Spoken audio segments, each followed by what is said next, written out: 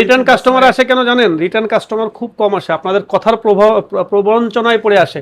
কেন জানেন? ওই যে রিভিউর যে সেকশনটা, ওটা শুধু পজিটিভ রিভিউ দিয়ে আপনারা নিজেরাই করে দেন।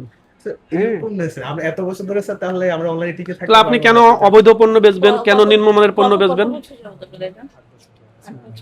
অনলাইনে 8 বছর আছে, ফিজিক্যালি এটা আমাদের 2 থেকে 3 ইউজ করলে হবে না স্যার, এটা অনেকগুলো প্রোডাক্ট একসাথে এটা কন্টিনিউয়াসলি ইউজ করতে হবে স্যার, একদিনে কোনো কিছু হবে না। আমরা বলি না যে স্যার একদিন 2 দিনে কোনো কয়দিন করলে হবে বলেন? কিছু অন্য দেশে আপনার কি কোনো নিশ্চয়তা আছে যে আপনার এখান থেকে একটা স্কিন ক্রিম বা একটা ফেস ওয়াশ বা একটা টোন বা জেল নিছে, নেওয়ার পরে ইনি গ্লাস টোন বা গ্লাস স্কিন হয়েছে? এরকম একটার কথা বলি নাই আমি, যে একজন ক্লায়েন্টকে দেখান, আপনি মনে করেন বারে বারে বলতেই আছেন যে আপনি এই প্রোডাক্টটা ইউজ করেন, আপনি গ্লাস টোন বা গ্লাস স্কিন হবে।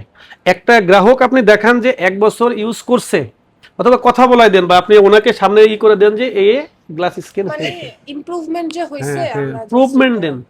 আমাদের তো স্যার এই যে অন্য ইউজ করে না, তো আসে স্যার ইমপ্রুভমেন্টের কারণে ওরা না। ইমপ্রুভমেন্ট করছে অনলাইন 8 বছর না 8 বছর ধরে একটা প্রোডাক্ট বিক্রি করতেছেন, তাই না? আপনাদের মাশাআল্লাহ প্রোডাক্ট বেচা কেনা ভালো বিধায় তো আপনি আজকে একটা স্থায়ী করছেন।